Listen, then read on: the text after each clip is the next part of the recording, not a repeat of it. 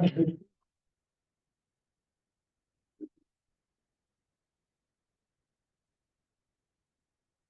morning. This is the first meeting of the Rhode Island Ethics Commission for 2025. We have 6 members in attendance, constituting a quorum. And the first item on the agenda is a motion to approve the minutes of the open session held on December 10, 2024. Do I hear a motion? So moved.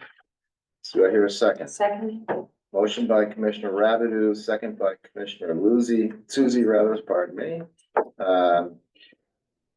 Vote, Commissioner Susie, Aye. Commissioner Browner. Aye. Commissioner Centerini, Aye. Commissioner Peterson, Aye. Commissioner Rabideau, Aye. and the chair votes aye. Next item on the agenda is the director's report. Good morning. Glad you all made it. Nicole, just to start out, noting that we're live streaming today, our open session portion of the meeting, the agenda and the meeting materials are posted to our website and available for review or download. The live stream will continue through open session, and then when we go into executive session, live stream will end until the commission comes back into open session. At that point, the chair will report out any votes that were taken in executive session, and later this afternoon, we'll also post any votes that were taken in executive session on the website. So for the director's report, starting with a discussion of quickly of complaints and investigations, we have 6 total complaints pending as of today. We have 2 of those matters on in executive session today. Just to give you an update, we have 3 of our cases that are post probable cause that are tentatively awaiting an adjudicative hearing. Just so you know where we are on those. Again, in the James Thorson complaint, we're still undergoing the discovery that you granted in the past meeting. Don't have any updates to provide you on that yet, but I do expect to provide you with a little bit more information at our next meeting. Regarding the complaint against Michael Pulsante, that one, the attorneys are working to schedule an appropriate time for an adjudication where everyone is available. And so right now we're looking at March, probably one of the commission's meeting dates in March for that adjudication. Is that the one you had intended to have today? No, that's the main. Okay. And then the final one is the complaint against Michael Dallin, who's a member of the Board of Examiners for Landscape Architects. That was one that we had previously scheduled for an adjudication and then postponed it when we got word that of some unavailability. And we're still exploring that as to when or if the respondent can become available for the adjudication. We don't have a firm answer on that yet. And there's no harm in continuing to move it down the path. We will fish or cut bait pretty soon, and hopefully by the next commission meeting, I'll have a much clearer picture of when and if we're going to be able to go forward with that adjudication. But just to be clear on the record here, we are under no time constraints in terms of extending those matters outward to adjudication. That's right, because they're post probable cause. We have to get to probable cause within 180 days. And then after that, especially where we're postponing it, really, it's a courtesy for the respondent, primarily.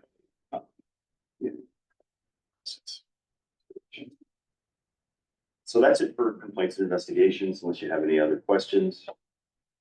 Moving on, advisory opinions in the start of the new year, as we always expect, they're coming in. So we currently have 9 advisory opinions pending. That includes the 4 that are on today's agenda. Those other 5 have all just come in the last part of December. And so we're expecting to see our agendas for the next few months pretty well filled.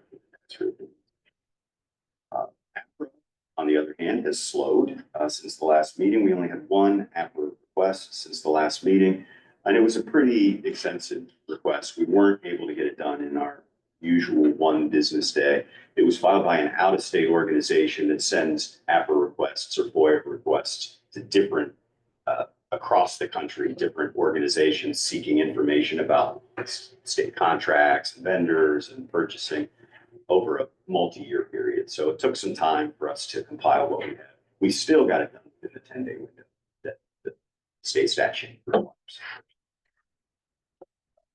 Financial disclosure, just want to note that the new filing season, which is for 2024, is live. So if anyone wants to file their 2024 financial disclosure statement, you're welcome to do so online. We already got our first couple trickling in. Of course, you don't have to file them until the last Friday of April, which this year is April 25th, 2025. In March, we'll send, if you haven't filed by March, in mid-March, we'll send you out your notice and letter and all the information you need to file. Also, we're continuing to receive the annual updates from all the cities and towns and the state agencies. In preparation of that March letter, we have to completely redo our database to make sure that we know who the most current public officials are. We want to know the people who left last year, the people who got appointed last year. And we're over halfway through with that. So then moving on to just general office administration, I don't have a lot to say other than our next meeting will be at the end of this month on January 28th.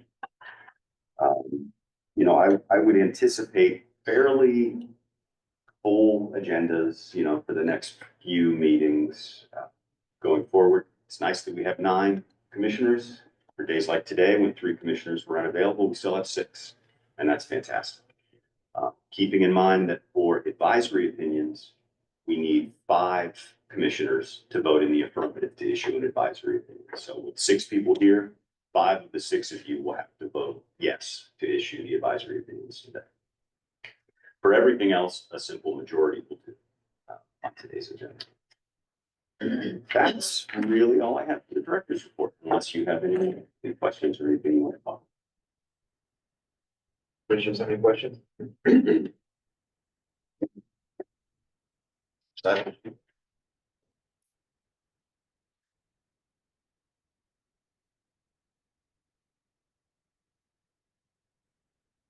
Next items are the advisory opinions, and the first name on the sign-up sheet is Scott Gibbs.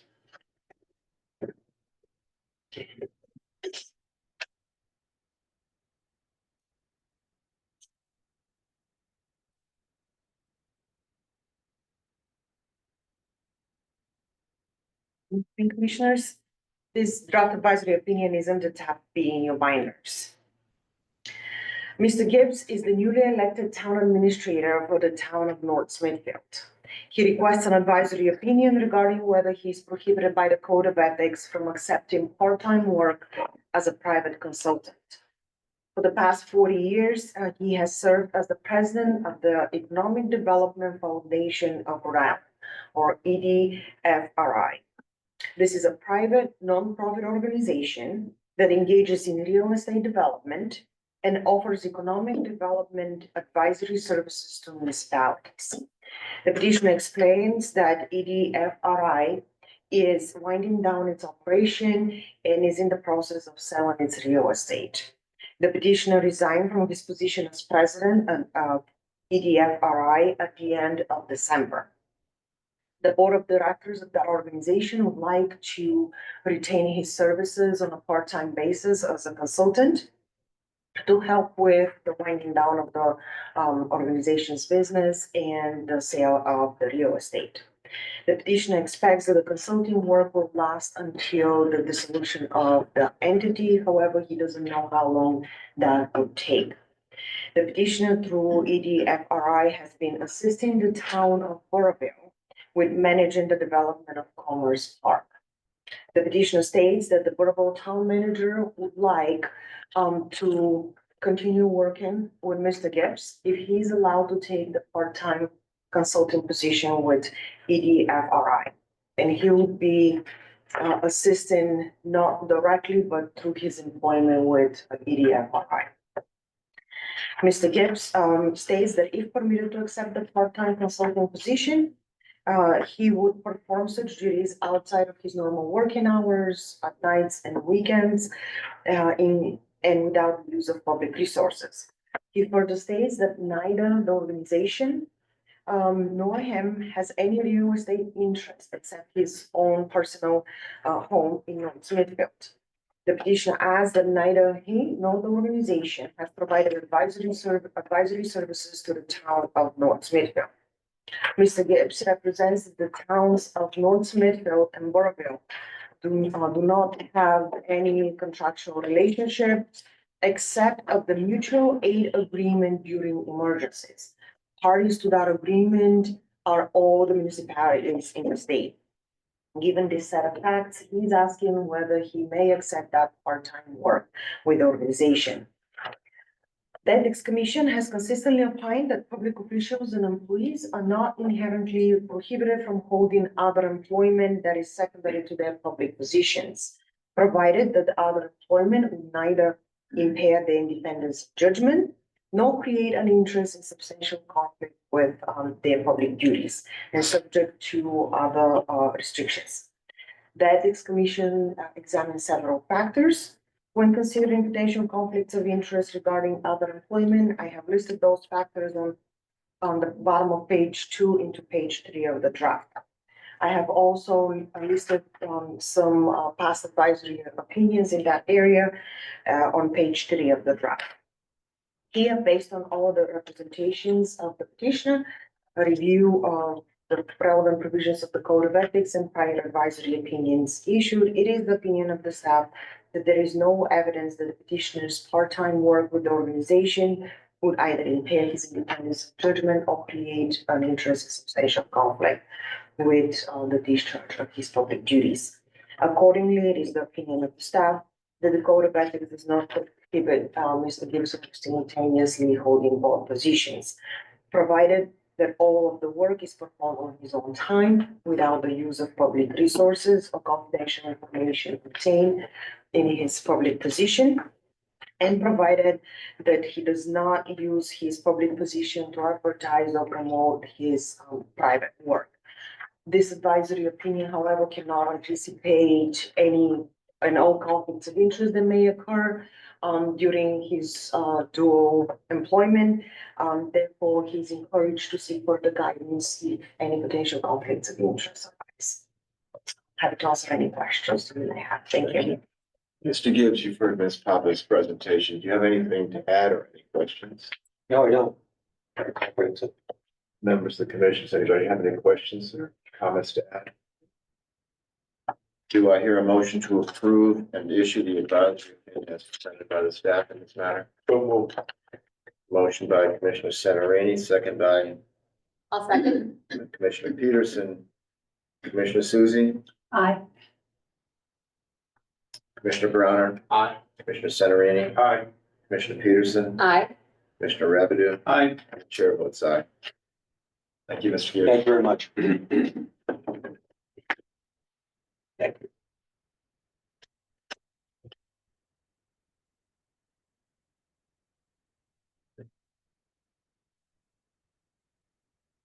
Next name on the sign-in sheet is Andy Andujar. Good morning, everyone. The Morning. draft for this petitioner is at tab D in your binders. Welcome, Mr. Anderhart. The petitioner was elected to the Cranston City Council last November. He is scheduled to be sworn in this evening. He intends to draft and propose various municipal ordinances for consideration by the City Council. More specifically, he intends to draft and submit ordinances relating to the following: the creation of a city housing court, homestead tax relief for homeowners, and tax relief for business owners. The petitioner seeks an advisory opinion regarding whether he may privately retain the services of one or more consultants to conduct impact studies and related research for his personal use when drafting these ordinances. He would be paying for these services using his own personal funds.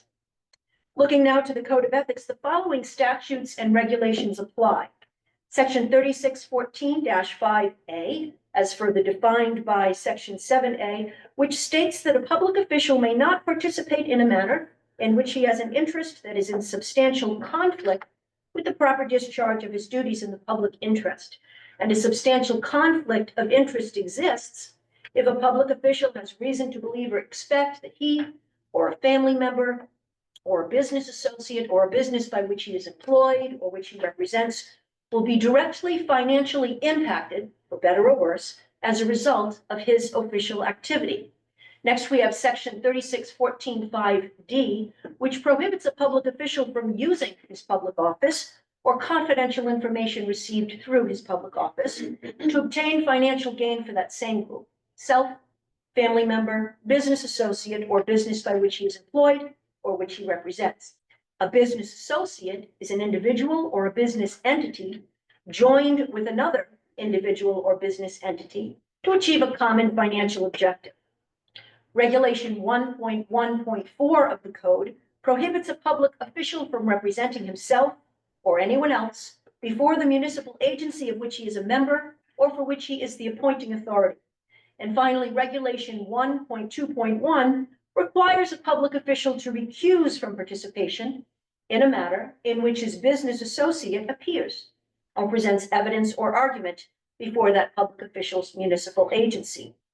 Here, the petitioner is asked whether the Code of Ethics prohibits him from engaging in conduct in his private capacity, specifically retaining the services of one or more consultants to conduct impact studies related research for Mr. Andujar's personal use when drafting various municipal ordinances that he then wants to put before the City Council for its consideration. It is the opinion of staff that the Code of Ethics does not prohibit this proposed private conduct. However, the petitioner is advised to remain aware that the relationship between him and any consultant whose services he retains will constitute a business associate relationship under the Code of Ethics, in which case the petitioner must remain mindful of the prohibitions previously identified. By way of reminder, in determining whether a relationship between two parties does constitute an ongoing business association, the Ethics Commission looks at the nature of the association and the scope of the business dealings between the parties, and looks to, among other things, whether parties are conducting ongoing business transactions, if there are outstanding accounts between the parties, even if the work is done, does one still owe the other money, or if there exists an anticipated future relationship between them. The petitioner will be required to recuse from participating in matters before the City Council that involve or will directly financially impact a consultant he has hired in his private capacity. Also, the petitioner is prohibited from using his public office or confidential information he receives through holding his public office to obtain financial gain for that business associate. Nor is the petitioner permitted to represent the interests of his business associate before the City Council. And further, the petitioner will be required to recuse if a consultant that he has hired or an authorized representative of the consultant he has hired appears before the City Council or presents evidence or argument. And that would include a matter unrelated to the work performed by that consultant on behalf of the petitioner. This advisory opinion can't anticipate every possible scenario in which a conflict might arise and provides general guidance based on the facts that we have before us today. Mr. Andujar is advised to remain vigilant about identifying potential conflicts of interest, and in such case to either recuse or to seek further guidance from the Ethics Commission. I'm happy to answer any questions or to defer to Mr. Andujar as appropriate. Thank you. Mr. Andujar, first of all, congratulations. Getting elected is never easy. Do you have any questions or comments based on what you've heard? Or I don't, you understand what you've been told in terms of your opinion? Yes. Do any of the commissioners have questions, or comments about this issues? Do I hear a motion to approve and issue the advisory opinion as presented by the staff? Motion by Commissioner Rabideau, second by Commissioner Browner. Any discussion? Roll call vote. Commissioner Susie? Aye. Commissioner Browner? Aye. Commissioner Centarini? Aye. Commissioner Peterson? Aye. Commissioner Rabideau? Aye. And the chair votes aye. Thank you very much. Thank you. Next meeting. There are no other signups, so we'll go to the top of the list. It's Adam M. Millard.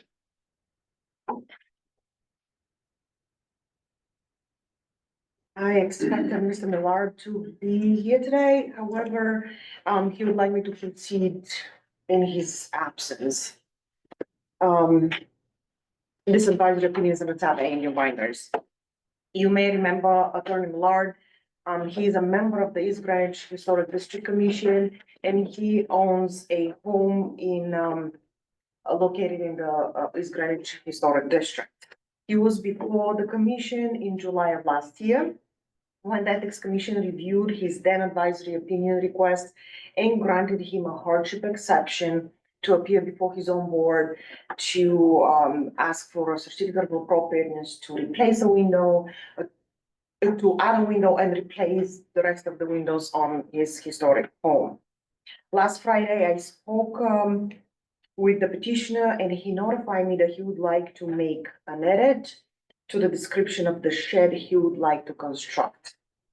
Today, he is before the commission to ask again for a hardship exception to appear before his own board, to seek a certificate of appropriateness. This time is to replace an existing shed. The language that he would like to replace is on page 1.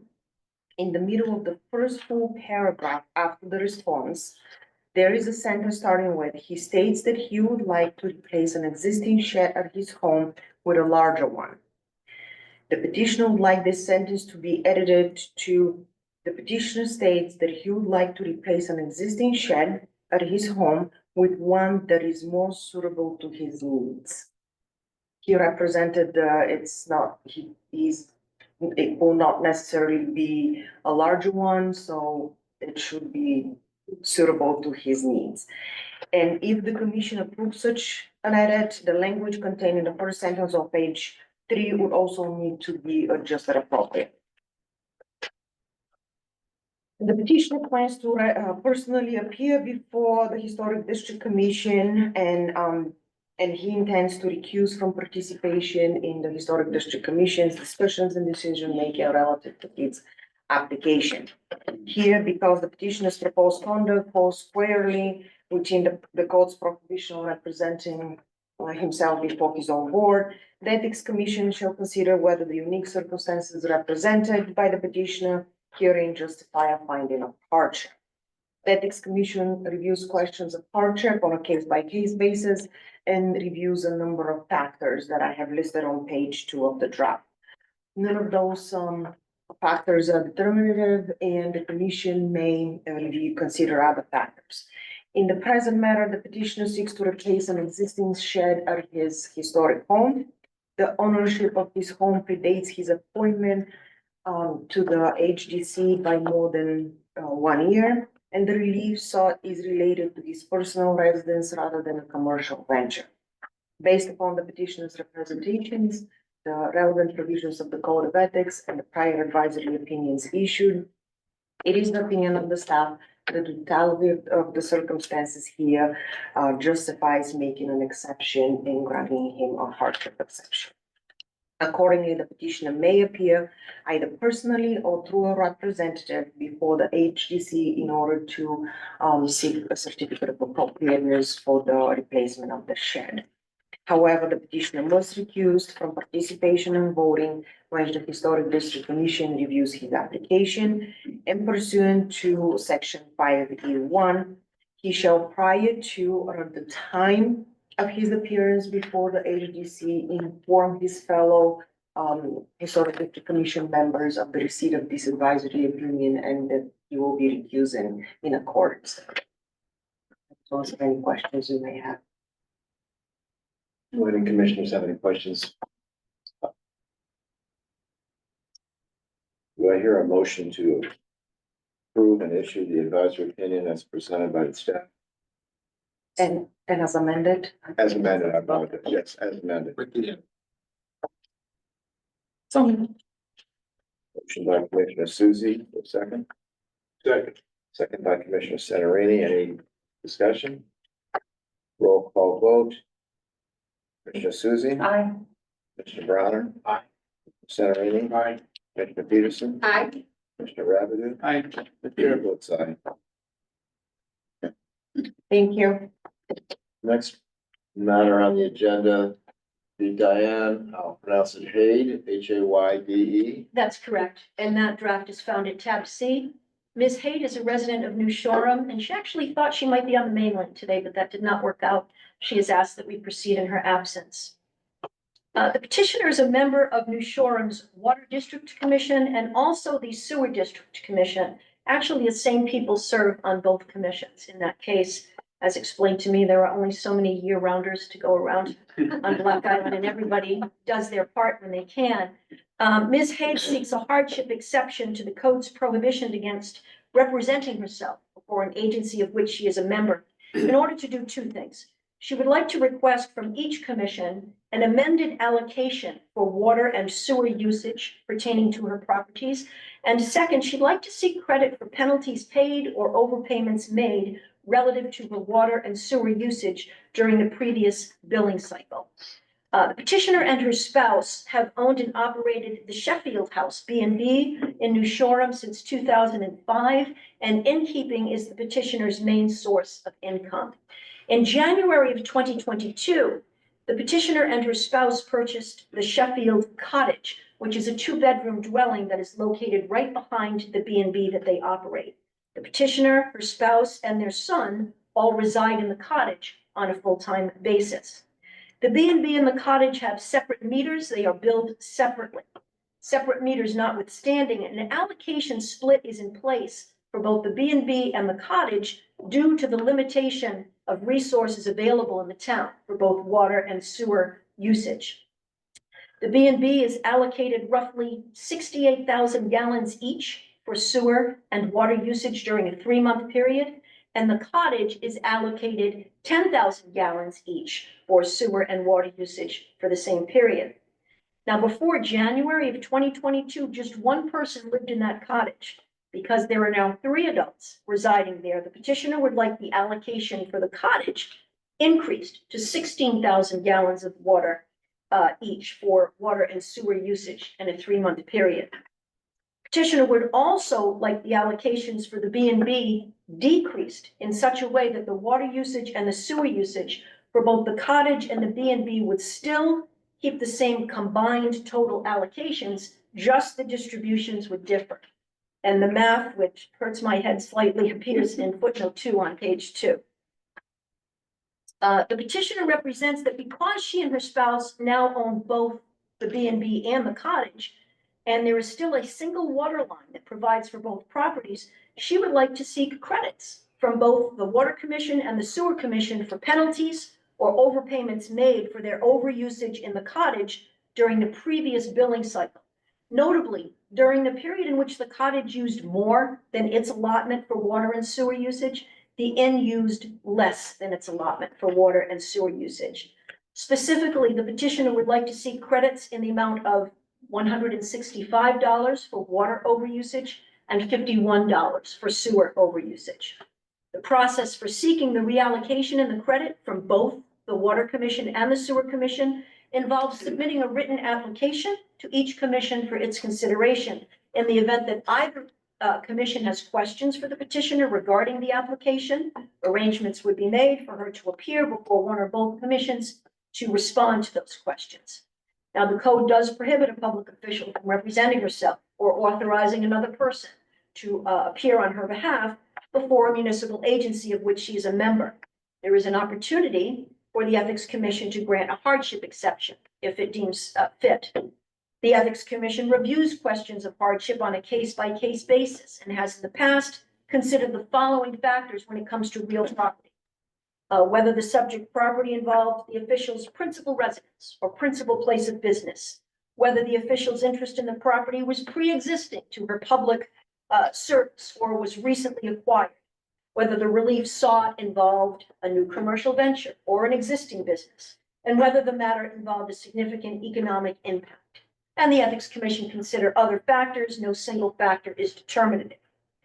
Now, the Ethics Commission has previously granted hardship exceptions to members of New Shoreham's Sewer Commission and Water Commission who wish to represent themselves before those agencies in order to appeal the amount of sewer assessments made against their personal residences and, in one case, a rental property. Those advisory opinions are cited on page 4.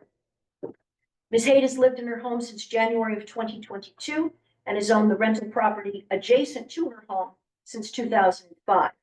Petitioner's purchase of the B&B in 2005 predates her appointment to the Water Commission and the Sewer Commission by 13 years.